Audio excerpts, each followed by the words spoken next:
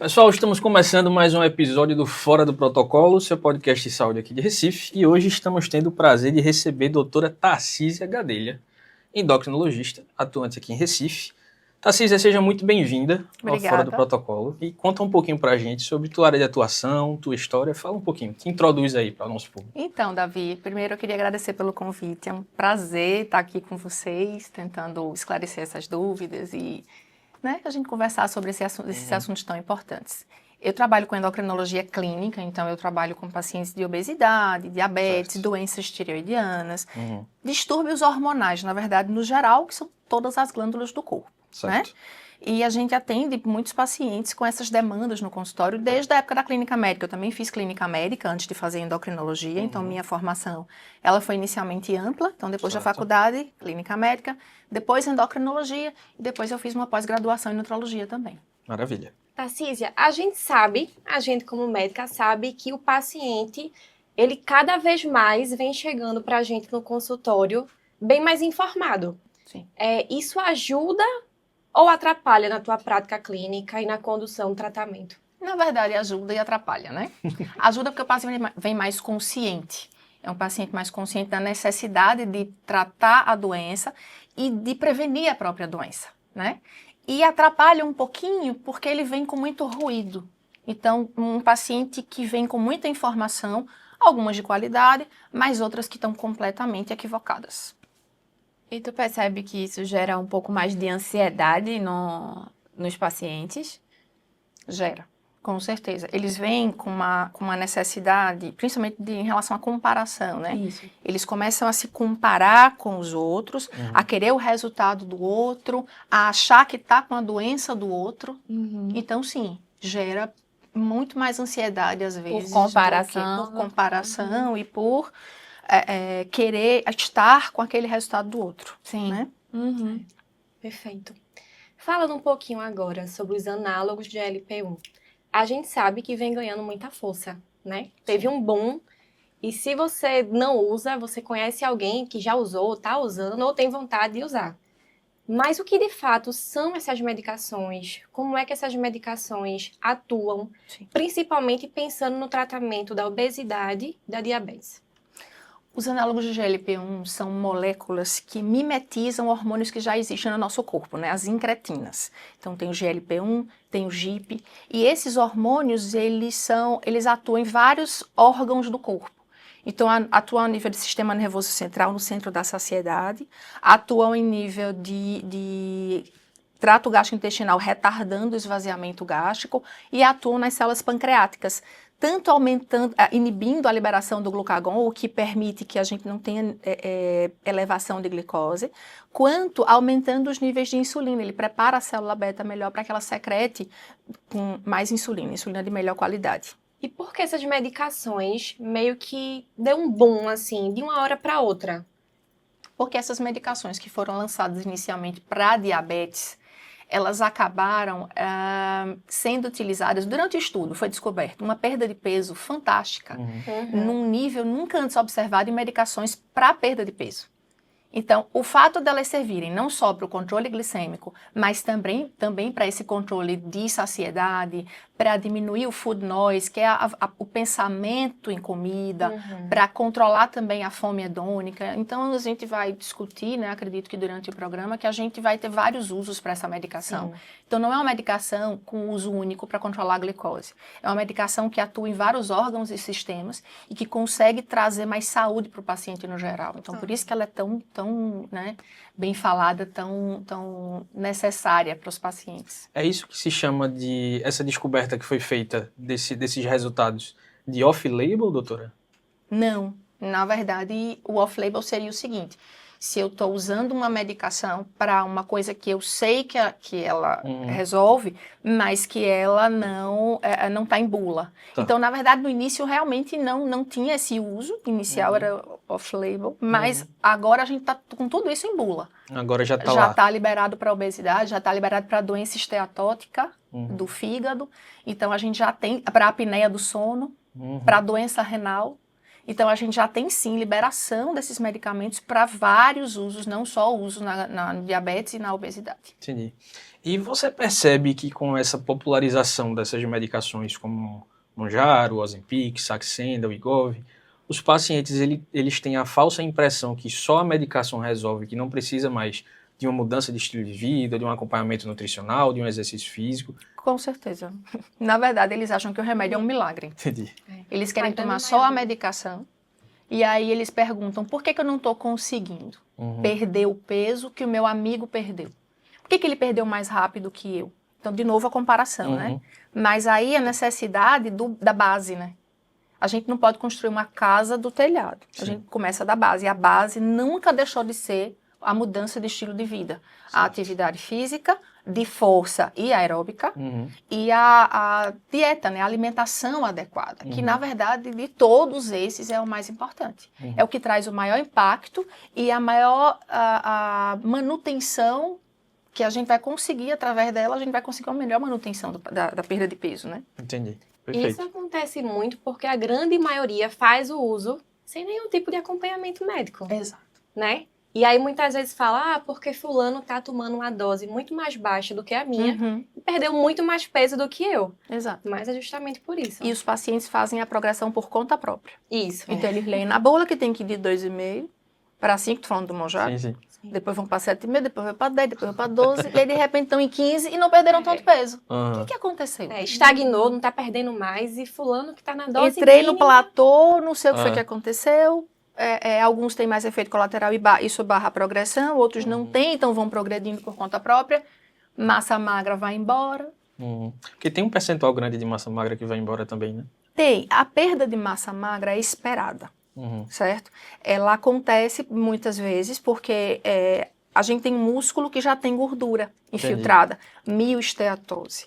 E aí, durante a perda de peso, essa gordura vai diminuindo de dentro do músculo e no total a massa magra ela cai, porque nos aparelhos que medem a composição corporal, nenhum deles consegue separar Entendi. essa gordura que está infiltrada no músculo. Então, quando eu vou perdendo gordura, eu acabo perdendo essa gordura de dentro do músculo que não foi detectada que era gordura. E aí perdi muito músculo. Mas a gente tem percentuais aceitáveis de perda de músculo. E isso tem que ser observado pelo profissional, a gente tem que acalmar o paciente, mas a gente também tem que ver aquela perda de músculo que foi exagerada e que está contribuindo para baixar a taxa metabólica basal e para depois fazer uma coisa que o corpo adora fazer, que é a adaptação metabólica. Eu perdi peso, mas o meu corpo vai defender o peso anterior. Então eu vou estar, por isso que eu vou entrar no platô, porque eu estou diminuindo a ingesta, mas a minha taxa metabólica também caiu. Meu metabolismo também caiu. E aí eu não consigo mais, eu vou empatar.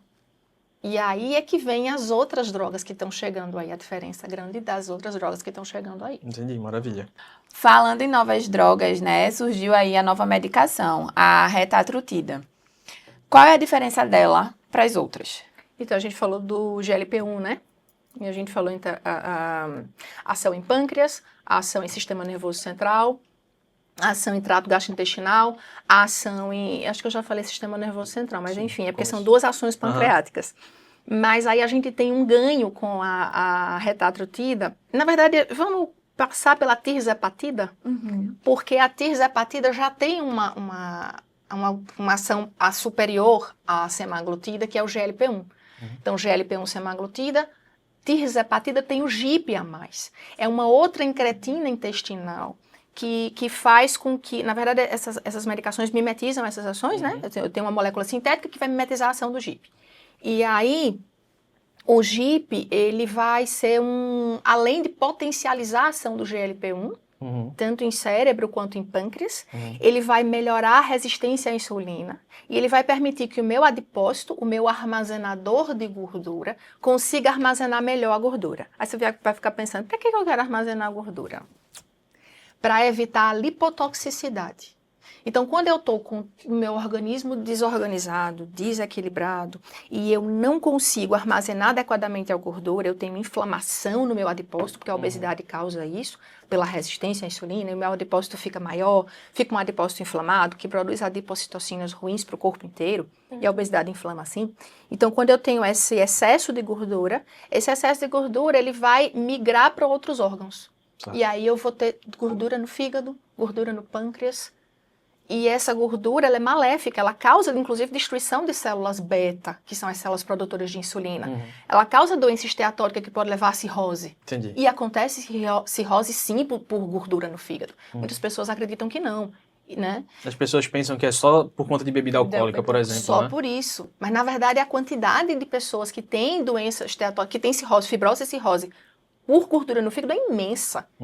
E as pessoas, assim, não conhecem esse risco e acabam que deixam isso para lá, né? Entendi. Mas aí o GIP consegue fazer isso, ele consegue transformar o adipócito no meio adequado para o armazenamento de gordura e previne essa lipotoxicidade. E ajuda o GLP-1 nas suas funções. Então a gente já teve a evolução na tirzepatida, por isso que ela é mais potente. Entendi. Por isso que eu tenho 14% de perda de peso, 14,9%, quase 15% de perda de peso com semaglutida, mas eu tenho 20% com tirzepatida. Isso nas suas doses máximas. Quando eu chego em retatrutida, aí eu tenho um ganho a mais. Aí entra o glucagon na história. Entendi. E o que ele faz? Então eu já consegui diminuir a minha fome, eu já consegui armazenar melhor a minha gordura, evitando lipotoxicidade, e agora eu vou conseguir aumentar o gasto energético. Entendi. Então, ele é revolucionário. Ele é revolucionário, Ele é como se realmente. fosse um termogênico? Ele é como se fosse um termogênico, ele aumenta a termogênese. Entendi. Ele realmente é maravilhoso, por isso que ele está sendo tão esperado, né? Essa molécula está sendo tão esperada. E aí eu tô falando ele, porque contar um fato engraçado aqui, ele tá sendo essa molécula está sendo chamada de Godzilla, né? Eita. Nas redes sociais e entre as pessoas que já acreditam que estão comprando. Mas as agências regulatórias não liberaram a molécula em lugar nenhum. O estudo está em fase 2. Ele já saiu dos testes animais, mas ele está em fase 2 ainda. Eu vi que não se sabe nem ainda o certo as doses de utilização, né? Não, isso está sendo testado agora na fase 2, né? Entendi. Na fase 2 está sendo testado já essa questão das doses. E depois ele vai ser aplicado numa população maior na fase 3. Entendi. Mas só para você entender, assim, já está sendo determinadas essas doses, a gente já tem uma noção, mas a perda de peso chega a quase 25%. Isso era um peso do peso que a pessoa tem, né? Isso era uma perda de peso que só se conseguia antes com cirurgia bariátrica. Então, realmente é uma revolução no tratamento da obesidade. Mas tudo isso precisa se ter cautela. A medicação não está liberada, as agências regulatórias não liberaram. O que se está usando por aí não é retatrutida. E aí a gente tem o receio de que seja, por exemplo, tem umas análises que o próprio laboratório fez, a Lilly, mostrando que tem insulina na molécula. Então, assim, tem coisas lá não prometidas que não estão no script, digamos assim. E é perigoso para o paciente que está usando. Você não sabe nem o que está injetando no fim Não das sabe. contas. Já fica o alerta para quem Não acha sabe. que está comprando a medicação. Exatamente. Ainda não foi liberada. Não foi. Não é retatrutida. Deve ser tirzepatida ali, junto com sema, junto com insulina, junto com sei lá mais. Fizeram um mix ali de umas coisas. Fizeram, porque não é possível. Perde peso, as pessoas estão perdendo peso. Eu tenho pacientes que chegaram usando, dizendo que estão usando retatrutida. Não, mas eu perdi peso. Eu digo, veja, da minha prescrição não vai sair. Mas eu posso ficar lhe acompanhando, eu não vou lhe abandonar. Sim, com certeza. Com certeza. Né? Doutora, estamos diante de uma mudança de paradigma da obesidade ou a gente ainda está tratando a consequência e não a causa? Eu acho que a gente já está tratando a causa. Eu acho que com essas novas drogas, aí foi a grande revolução também, a gente já está agindo nos fatores principais, que é justamente essa questão de reconhecer que os pacientes com obesidade têm sim uma biologia diferente, tem vias de recompensa diferentes, tem metabolismo diferente. Então a gente precisa reconhecer isso, acolher esses pacientes, tratar a obesidade como doença crônica, multifatorial que ela é. Então depende do ambiente, do comportamento, da genética, dos hormônios. Então depende de tanta coisa, não é só dizer coma pouco e vá treinar. Né? E com essas drogas, sim, a gente está começando a ver isso e a reconhecer a obesidade, não só a obesidade, mas também a adiposidade, né? Como uma coisa que também precisa ser tratada. Quer dizer, o acúmulo de gordura corporal, mesmo num peso ainda sobrepeso, sem ser obesidade, já tem indicação de tratamento medicamentoso. muitas vezes. E não é antecipar o processo, é tratar de forma adequada e emergencial uma doença que sim pode se agravar bastante, pode trazer consequências, câncer, infertilidade e doença esteatótica e por aí vai. Entendi. Tarcísio, a gente já falou sobre alguns tipos de pacientes que acham que essas medicações são milagres e que não precisam de mudança de estilo de vida.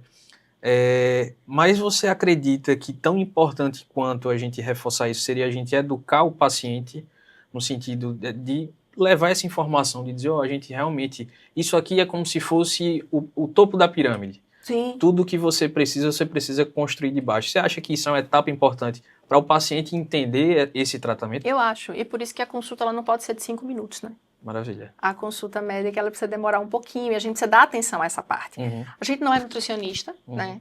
Eu, como eu te falei, fiz essa pós de nutrologia para tentar entender melhor essa abordagem, eu acho que foi muito importante. Mas essa questão alimentar, a gente tem que saber recomendar o mínimo. Sim, Né? com certeza. Saber reconhecer os erros do paciente e a atividade física também. Saber recomendar, saber prescrever minimamente uma atividade física, pegar no pé do paciente e dizer para ele, isso é importante. Se você não fizer isso daqui, eu tenho pacientes que estão perdendo peso absurdamente com o Mounjaro, mas por não fazerem atividade física regular, digamos assim, o treino fofo, e não fazerem a suplementação adequada que a gente também tem que prescrever, o paciente está perdendo massa magra. Sim. Então, não demais, né?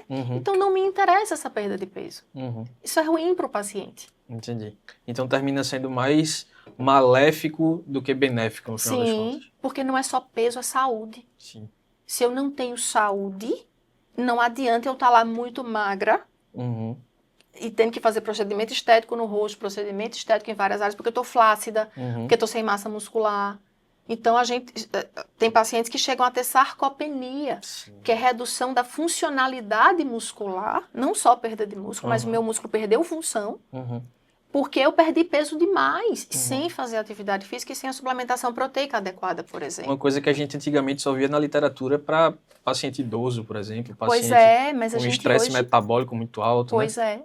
mas a gente já está tendo em pacientes mais jovens que não têm acompanhamento adequado. Entendi, perfeito. Doutora, aí voltando um pouquinho para aquele assunto de diabetes, a gente passou por cima do tema diabetes, mas entrando mais um pouquinho nisso, você acha que o maior problema no tratamento de diabetes hoje é a falta de acesso ao tratamento ou é a dificuldade do paciente de manter o estilo de vida adequado para ter um ganho funcional em cima daquilo ali?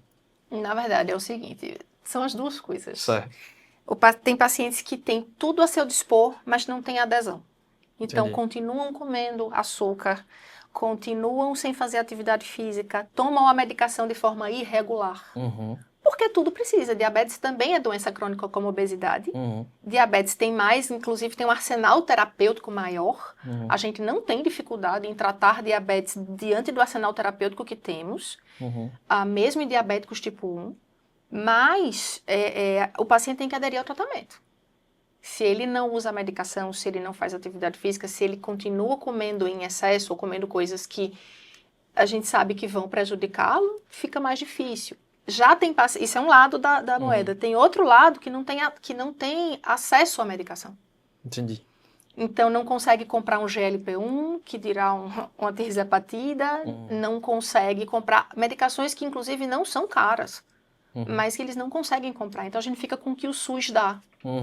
E o que o SUS dá é muito pouco. Entendi. Tanto para obesidade, quanto para diabetes. E a gente sabe que né, isso seria um investimento onde a gente conseguiria reduzir doença cardiovascular na ponta do iceberg, Sim, né? com certeza. A gente conseguiria reduzir internação, a gente conseguiria reduzir complicações de circulação periférica, pacientes com pré-diabetes, porque a gente tem assim na emergência. Complicações como cetoacidose diabética, milhões de pacientes não diagnosticados, então obesidade e diabetes teriam que estar lá na questão de uma abordagem mais intensiva de busca ativa no PSF, eu acredito, e teriam que estar com um arsenal terapêutico no SUS maior, e teria essa possibilidade, assim, não são medicações que são tão caras que os pacientes não pudessem usar. Houve também o aumento do acesso ao ISGLT2, que é uma medicação fantástica, que também reduz risco cardiovascular. Isso o SUS agora proporcionou, isso é muito importante, mas eu acho que o GLP-1, ele traria uma revolução, tanto para a obesidade quanto para a diabetes, se ele tivesse acessível no SUS. Entendi. A gente fala muito essa palavra de revolução quando a gente escuta de GLP-1, né? Eu estava lendo um dia desse uma matéria falando que lá nos Estados Unidos já estão tendo resultados de diminuição de 30%, 40% das filas de uma cirurgia bariátrica, por exemplo, de uma gastroplastia, por conta dessas Sim. medicações, né? Porque o paciente não chega, né, naquele peso tão exacerbado. Se o tratamento já começa um pouquinho mais cedo, a gente já consegue fazer com que ele não evolua para aqueles pesos onde a gente teria realmente que só resolveria com cirurgia bariátrica. Entendi. E até para pacientes que vão fazer a cirurgia bariátrica, às vezes a gente precisa usar, porque eles estão com peso tão excessivo que a gente faz o tratamento primeiro com GLP-1, deixa num peso mais adequado para que o cirurgião opere com mais segurança. Sim. Inclusive reduzindo doença esteatótica, Sim. para que a cirurgia seja melhor. Entendi. Então, assim, realmente o uso é sem limites. O diagnóstico de diabetes, ele pode impactar emocionalmente algumas pessoas, né? Com certeza. Esse impacto emocional, ele reflete num autocuidado ou ele pode gerar mais medo ou culpa e aí a pessoa acaba ficando mais assídua no consultório, no tratamento, por conta desse medo? Na verdade, fica como se fosse um medo benéfico, né? Os pacientes conseguem, assim, através desse medo, dessa cautela maior, se cuidar um pouquinho mais. Inclusive, eu tenho pacientes que conseguiram remissão de diabetes só com mudança de estilo de vida por conta desse medo. Entendi. O choque foi tão grande ao diagnóstico Uhum. que eles conseguiram remissão de diabetes. O que é remissão de diabetes? É quando durante 3 meses eu tenho glicada normal, hemoglobina glicada normal, que é a média glicêmica dos Sim. últimos 3 meses, e desculpa, não é normal, é abaixo de 6,5, que não é, ou seja, saio do critério de diabetes Entendi. e eu fico com isso por um tempo mais prolongado, durante 3 meses, sem medicação. Entendi. E aí, às vezes, a gente prescreve medicação para o paciente e diz, eu não vou usar e vou conseguir. Então, isso é um exemplo Conheço, gente, assim. isso é um exemplo bom de o que acontece. Mas tem paciente também que foge. Então, foge do diagnóstico, anula isso do pensamento e ignora. Esse paciente volta depois com complicações, Entendi. né? Às vezes já com insuficiência cardíaca, às vezes já com uma complicação vascular periférica.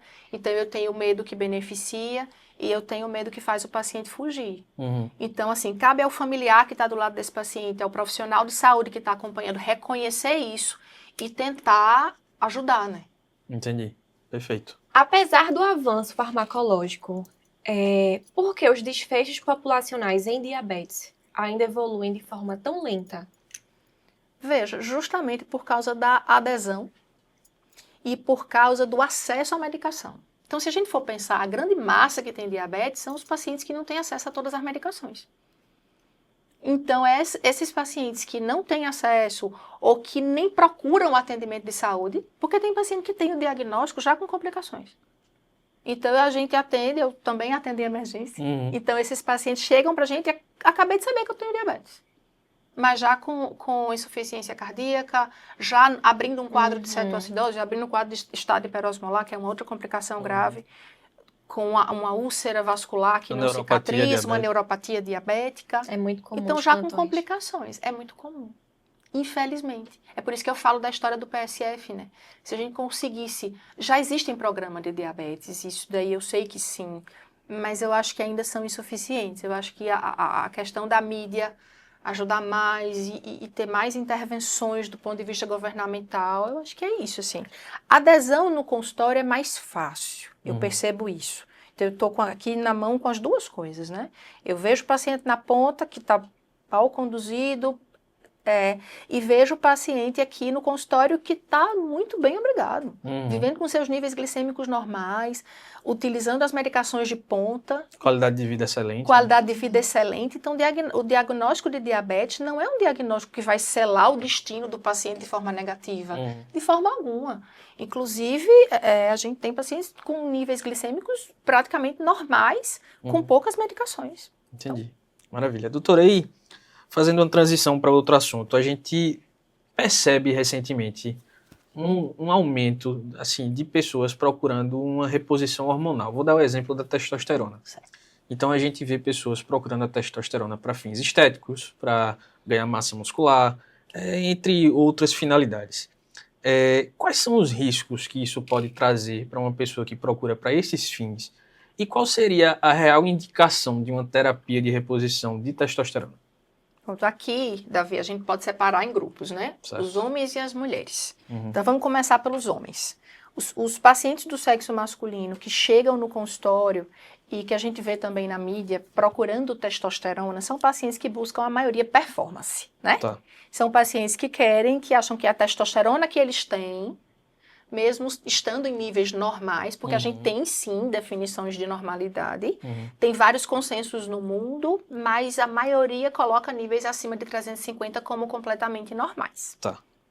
E aí tem pacientes que chegam com 400, com 500, que acreditam que aqueles níveis de testosterona não são suficientes para obter aquele corpo, a história da comparação de novo, aquele corpo que o amigo tem, ou que não sei quem tem, enfim. Que um blogueiro que X o blogueiro tem, né? X tem. E Entendi. ele quer ter aquele corpo ali, porque ele está treinando na academia, porque que ele não pode ter o corpo. Entendi. E aí, o que acontece? Esse é um grupo de pacientes que procura a performance, que procura a estética. Mas a gente também tem os pacientes que têm a queixa, né? A queixa da queda da libido, da qualidade de vida, mais astenia.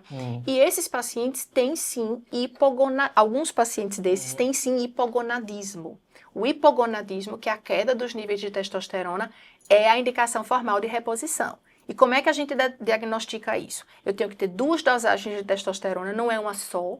Então eu tenho que dosar 2 vezes pela manhã no paciente sintomático. Eu não vou estar dosando testosterona em todo mundo, não é exame de triagem em consultório. Entendi. Então você está com a queixa, eu vou reconhecer a queixa, eu vou dosar a sua testosterona. E a gente vai conversar sobre o diagnóstico. E aí, tendo um diagnóstico, a gente vai buscar as causas da queda da testosterona, porque não é uma causa única. E a gente diagnosticou que você necessita de terapia hormonal, a gente vai fazer. Terapia de reposição de testosterona, TRT. Perfeito. Mas ela não precisa ser feita só com a testosterona em si. Certo. Se o paciente quer gestar, quer ter filhos, gestar entre aspas, né? Se ele quer ter filhos, a gente nem pode fazer essa testosterona imediatamente, senão eu vou bloquear a espermatogênese, eu vou causar infertilidade, pelo menos temporária, naquele momento. Entendi. Então, eu preciso fazer uma outra droga que só estimula a produção endógena de testosterona. Entendi. Então, se eu faço isso inadvertidamente numa academia, eu nem sei que eu estou fazendo isso, né? E que essa infertilidade pode ser, é uma das complicações, ela pode ser irreversível. Ela pode ser reversível e irreversível. Além disso, eu posso aumentar hematócrito, aumentando viscosidade sanguínea. E aí, eu vou aumentar o risco de doença cardiovascular. Eu posso reduzir a HDL e aumentar a LDL, quer dizer, eu vou reduzir o colesterol bom e aumentar o colesterol ruim também, aumentando o risco cardiovascular, hipertrofia cardíaca. Eu posso aumentar a proliferação de células na próstata. E aí, isso, não estou falando que causa câncer, não causa, mas posso levar uma hiperplasia fator de prostática, é um né? fator de crescimento. Então, tem acne. Então, tem várias complicações do excesso de testosterona, inclusive algumas graves, que a gente precisa ter muito cuidado com isso. Não é brincadeira a testosterona. Então, isso é no sexo masculino. Certo. No sexo, sim, outra coisa. A gente vai mascarar causas reversíveis de hipogonadismo. Por exemplo, a obesidade. Se eu tô com excesso de peso, eu vou bloquear a minha produção de testosterona. Né? Eu vou reduzir porque ela vai ser transformada em estradiol. Não é nem bloquear a produção, na verdade. Posso bloquear a produção por hipogonadismo funcional, né? FSH e LH vão reduzir um pouquinho, mas eu também vou transformar uma parte dessa testosterona que foi produzida em estradiol. Entendi. Aí eu vou ter também ginecomastia, que é outra complicação. Então, vê como é complexa a história. Sim. Aí como é que você vai para academia fazer reposição de testosterona? Então, Meio paradoxal, né? Meio paradoxal, não dá para fazer isso. A gente tem essas complicações, no caso do sexo masculino. No caso do sexo feminino, a coisa também perdeu a mão, né? A gente tem muitas mulheres fazendo reposição de testosterona, porque a testosterona deu baixa no exame. Entendi. Primeiro que não é para dosar a testosterona também como exame de screening, como triagem. A gente vai dosar a testosterona nas mulheres, naquelas que tiverem sinais de virilização. Então, eu estou com muito pelo no corpo, pelos espessos que eu não tinha antes, muita acne. O que está acontecendo? Minha voz está mais grossa, então está estranho. Vamos dosar a testosterona. Na paciente que não tem isso e que inadvertidamente alguém usou testosterona, os níveis vão sim dar baixos, porque mulher tem nível baixo de testosterona. Tanto que, normalmente, os níveis de normalidade é assim, até 63, até 67. Não tem nem nível mínimo. Entendi. Porque mulher tem nível baixo de testosterona realmente. E para que a gente alcance os benefícios que elas buscam, que é estético, que é aumentar a múscula, ficar definida, a gente vai engrossar a voz daquela mulher, a gente também vai mexer nos lípides daquela mulher, acne. Todos esses outros efeitos Todos rebotes, esses né? outros efeitos. Entendi. Entendeu? Então a gente tem que pensar assim, vale a pena? Uhum. Eu quero isso para minha vida? Tem sentido. Entendeu? E tem Gente. outras formas da gente melhorar. É. Porque libido não é só testosterona, né? Libido é um conjunto de coisas que tem a ver, inclusive, com o próprio casal. Uhum. Então a gente precisa entender mais profundamente o que é que a gente está tratando. Existe um questionário que a gente faz com os pacientes, que às vezes eu já tenho tanto ele na minha cabeça que eu nem fico como questionário, eu já vou perguntando. Uhum. E aí a gente entende se a mulher tem síndrome do desejo sexual hipoativo. Essa é a única indicação na mulher aprovada atualmente. E aí se a paciente realmente tiver já com os hormônios, os outros hormônios adequados, e ela tiver síndrome do desejo sexual hipoativo, eu posso sim repor testosterona. Eu posso sim fazer uma tentativa. E se essa tentativa der certo, ótimo, a gente mantém com doses que não são suprafisiológicas. Uhum. Mas se não deu certo, a gente retira. A gente não vai ficar tentando eternamente. Mas cada grupo, o homem e a mulher, tem suas indicações formais de reposição de testosterona. Mas primeira coisa é diagnosticar a causa. Uma coisa que eu digo muito no consultório, a gente precisa investigar.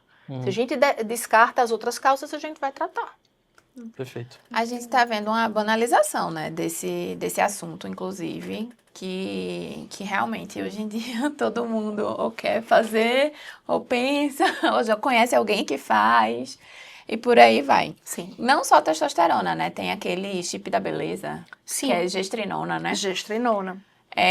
A pessoa... Que não tem essa indicação também, que tem aqueles mesmos efeitos colaterais. Entendi.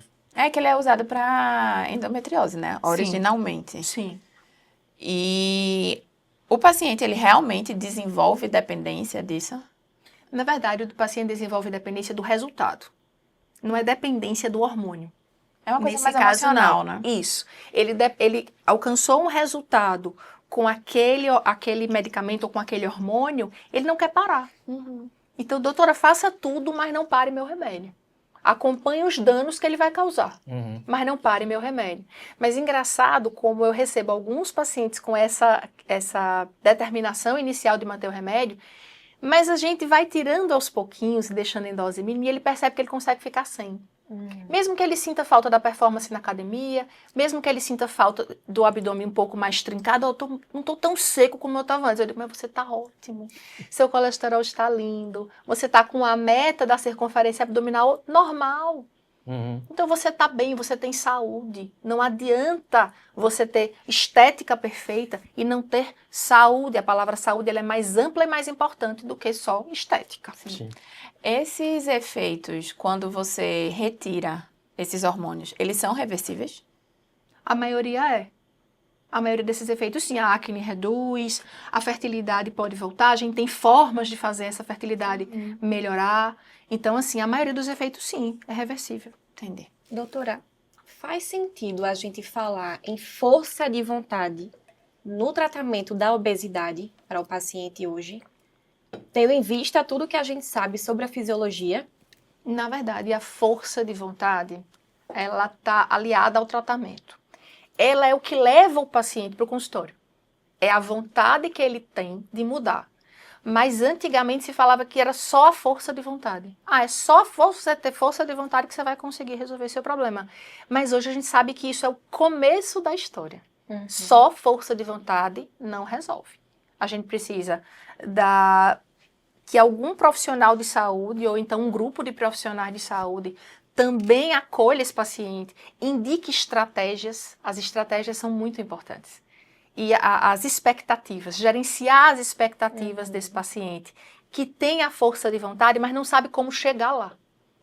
Então, você é o guia. Você vai conseguir que esse paciente trilhe o caminho correto e que ele consiga os resultados. E com as expectativas adequadas para o caso dele. Não adianta ele ter super expectativas de que ele vai conseguir perder 10 quilos em um mês. Ele pode ser até que ele consiga, mas você não vai gerar essa expectativa nele. E quando você cria um ambiente acolhedor e com expectativas possíveis, aí a força de vontade vai ajudar, vai resolver também, né? Junto com todo o alicerce que ele precisa para o tratamento. Entendi. E doutora, e falando da obesidade, novamente, a gente sabe que existem os componentes fisiológicos, genéticos, comportamentais, somáticos. Sim. Existe como a gente diferenciar esses componentes ou chega um determinado momento que todos eles se encontram e se tornam um problema só? É porque, na verdade, é o seguinte, falando assim, a genética, o paciente tem a genética para ter o excesso de peso, mas essa genética pode ser modificada por fatores ambientais. Não é que um alimento ou alguma outra coisa vai modificar o DNA, mas ele modifica a expressão do genética. DNA. Entendi. Perfeito. E aí, o meu comportamento, o que eu faço, vai modificar a minha expressão gênica, mas a minha expressão gênica, já lá atrás, determinou o meu comportamento também. Então, as minhas vias de recompensas, o funcionamento dos meus centros de saciedade e de apetite, eles estão todos determinados geneticamente. Mas por isso que a medicação ajuda. E por isso que às vezes a gente não consegue tirar. Porque eu tenho lá atrás uma estrutura que me determina, não 100%, mas que me ajuda a ser o que eu sou, ajuda entre aspas, mas que com o medicamento isso eu anulo. E aí fica só a parte do querer, do conseguir, através de áreas que são as áreas das decisões conscientes. Quando a minha área da decisão não consciente, que foi determinada geneticamente, a fome hedônica, a fome relacionada ao prazer, os centros mesolímbicos que estão com a dopamina lá em cima, quando eu vejo um alimento palatável. Então o GLP-1, inclusive, interfere nisso também. É bem interessante. A gente tem um arsenal de medicações que podem interferir em cada perfil de fome.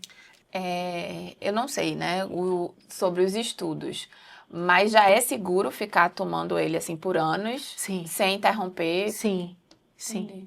A longo prazo. A gente hoje não tem nada que nos faça acreditar que a gente precise suspender essas medicações em algum momento, que tem um período de alerta em que se eu continuar vai acontecer alguma coisa ruim. Não. A gente, por enquanto, a orientação é se manter enquanto o paciente precisar.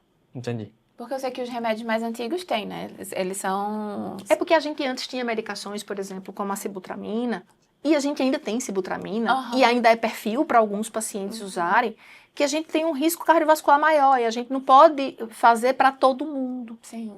Então, na verdade, não é que elas precisariam ser interrompidas, mas eu tenho um grupo de pacientes que não pode usar.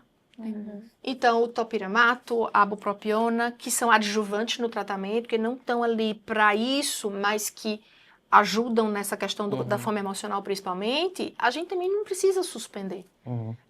Não há nenhum medicamento para a obesidade hoje que a gente precise usar um tempinho só e suspender. A gente pode manter com vigilância, com adequação de dose, vendo interação medicamentosa. Entendendo. Doutora, depois de tudo que a gente conversou, que a gente debateu, a senhora acha que os pacientes, as pessoas que procuram esse tratamento, elas estão com a sede maior de buscar a saúde realmente, ou elas estão buscando mais o resultado? Assim, a parte estética, essas promessas rápidas. A perda de peso. Sendo muito sincera, eles estão buscando a perda de peso, buscando a estética. Mas, veja, se esse caminho, se isso é a porta de entrada para trilhar o caminho, que seja. Porque aí eles vão entrar pela questão estética, mas eles vão conseguir saúde. Se eles forem bem conduzidos. A questão é essa. É você entrar, sim, numa porta de um consultório médico, de um consultório de um nutricionista, de um consultório de um psicólogo, de um educador físico. Buscar uma equipe multidisciplinar para lhe ajudar. Mesmo que seu foco inicial seja estético, você vai conseguir saúde. Porque o profissional que vai lhe atender vai ser um bom profissional. E ele sabe fazer para você ter saúde e estética ao mesmo tempo. Você vai atingir a estética também.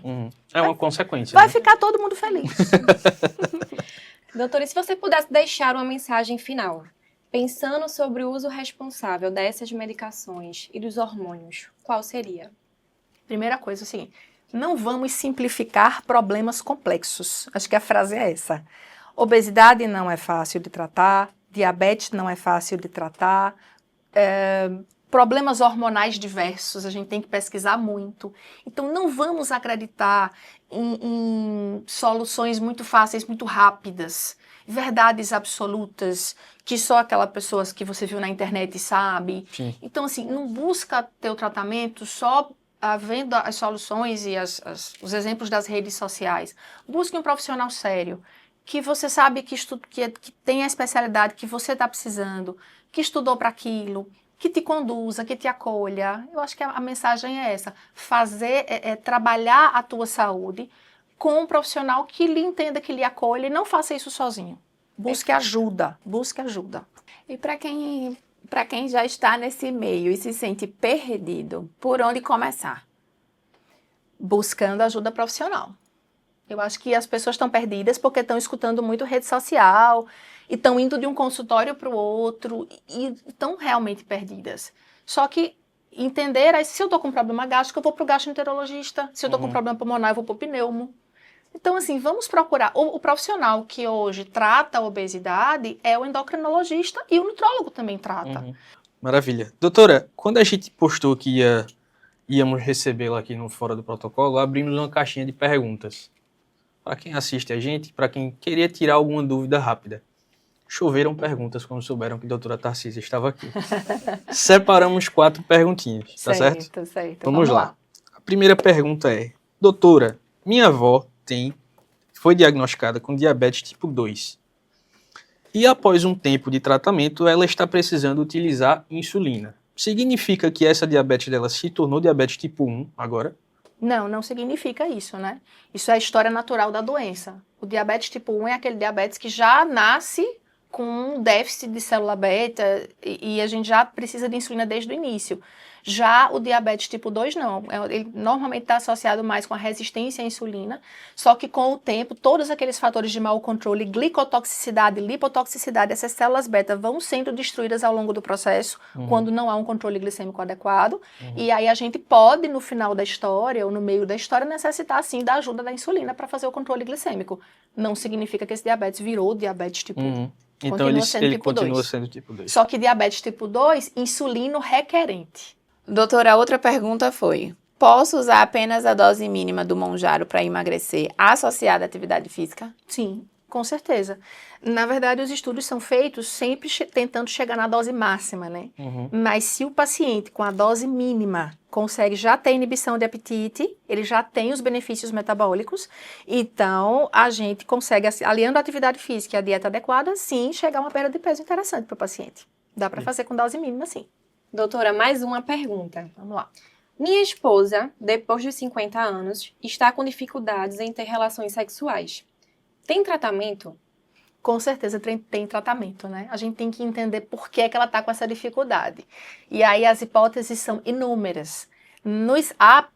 Por volta dos 50 anos acontece a menopausa, ou pelo menos a perimenopausa.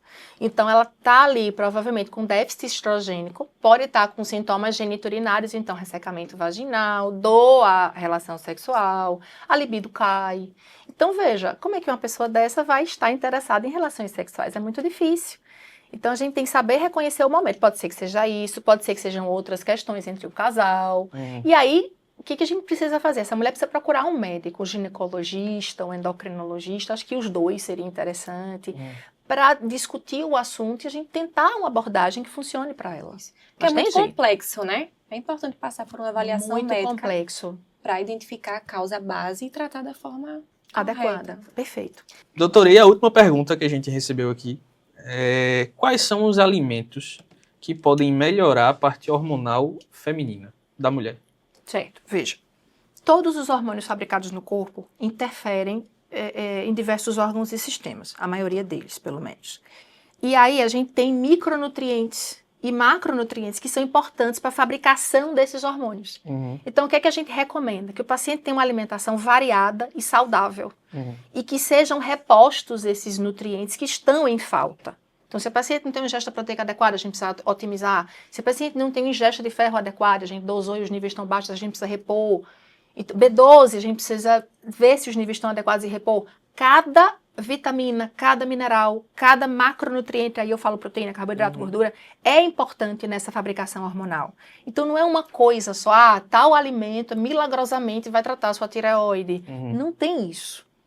É um mix, cada micronutriente ou macronutriente vai interferir em vários órgãos e sistemas na fabricação de todos os hormônios. Então a gente precisa que tudo esteja em ordem, que a casa esteja em ordem. Entendi. Para poder que a fabricação hormonal esteja adequada. Maravilha. Doutora, infelizmente estamos chegando ao fim do nosso bate-papo. Eu acredito que falo por todos aqui que foi uma verdadeira aula, né? Verdade. Essa conversa.